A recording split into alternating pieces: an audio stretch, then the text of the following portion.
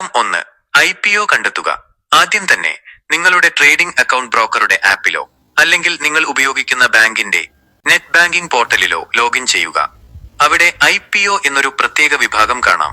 അതിൽ നിലവിൽ തുറന്നിരിക്കുന്ന IPOകളുടെ ലിസ്റ്റ് ഉണ്ടാകും. അതിൽ നിന്ന് നിങ്ങൾ അപേക്ഷിക്കാൻ ഉദ്ദേശിക്കുന്ന കമ്പനിയുടെ IPO തിരഞ്ഞെടുക്കുക. ഘട്ടം 2. വിശദാംശങ്ങൾ പൂരിപ്പിക്കുക. ഇൻവെസ്റ്റർ കാറ്റഗറി എന്നുള്ളിടത്ത് റീറ്റെയിൽ ഇൻഡിവിജ്വൽ ഇൻവെസ്റ്റർ RI അഥവാ റീറ്റെയിൽ വിഭാഗം തിരഞ്ഞെടുക്കുക. അടുത്തതായി ലോട്ട് സൈസ് നൽകണം. ഒരു ലോട്ടിൽ എത്ര ഷെയറുകൾ ഉണ്ടാകുമെന്ന് കമ്പനി മുൻകൂട്ടി തീരുമാനിച്ചിട്ടുണ്ടാകും. നിങ്ങൾക്ക് എത്ര ലോട്ടിന് അപേക്ഷിക്കണം എന്നിവിടെ തീരുമാനിക്കാം. ഇനി വില തീരുമാനിക്കണം, അതായത് bid price, cut off price.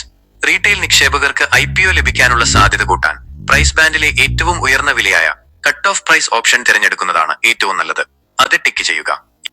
നിങ്ങളുടെ ബാങ്ക് അക്കൗണ്ടുമായി ലിങ്ക് ചെയ്ത ശരിയായ UPI ID തെറ്റാതെ നൽകുക. പണം ബ്ലോക്ക് ചെയ്യുന്നതിനും തിരികെ ലഭിക്കുന്നതിനും ഇത് അത്യാവശ്യമാണ്.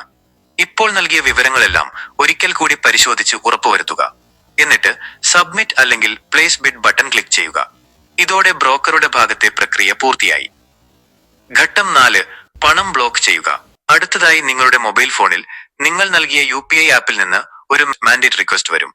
ഇത് പണം പേ ചെയ്യുന്നതിനുള്ള റിക്വസ്റ്റ് അല്ല, മറിച്ച് IPOയുടെ തുക ബാങ്ക് അക്കൗണ്ടിൽ ബ്ലോക്ക് ചെയ്യുന്നതിനുള്ള അനുമതിയാണ്. നിങ്ങളുടെ ബാങ്കിംഗ് ആപ്പ് തുറന്ന് ഈ റിക്വസ്റ്റ് അക്സെപ്റ്റ് ചെയ്യുക. ഇതോടെ IPO അപേക്ഷാ പ്രക്രിയ വിജയകരമായി പൂർത്തിയാക്കി.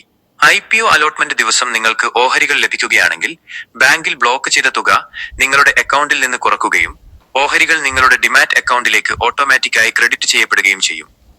അലോട്ട്മെന്റ് ലഭിച്ചില്ലെങ്കിൽ, ഓഹരികൾ ലഭിച്ചില്ലെങ്കിൽ വിഷമിക്കേണ്ട. ബ്ലോക്ക് ചെയ്ത തുക IPO ക്ലോസ് ചെയ്ത് കുറച്ച് ദിവസങ്ങൾക്കുള്ളിൽ യാതൊരു തടസ്സവും കൂടാതെ നിങ്ങളുടെ ബാങ്ക് അക്കൗണ്ടിലേക്ക് തിരികെ റിലീസ് ചെയ്യുന്നതാണ്. അപ്പോൾ ഇത്രയുള്ളൂ IPOയിൽ അപേക്ഷിക്കാനുള്ള എളുപ്പവഴികൾ. എപ്പോഴും ഓർക്കുക, ഒരു കമ്പനിയെക്കുറിച്ച് പഠിച്ച ശേഷം, റിസർച്ച് നടത്തിയ ശേഷം മാത്രം അതിൽ നിക്ഷേപം നടത്തുക.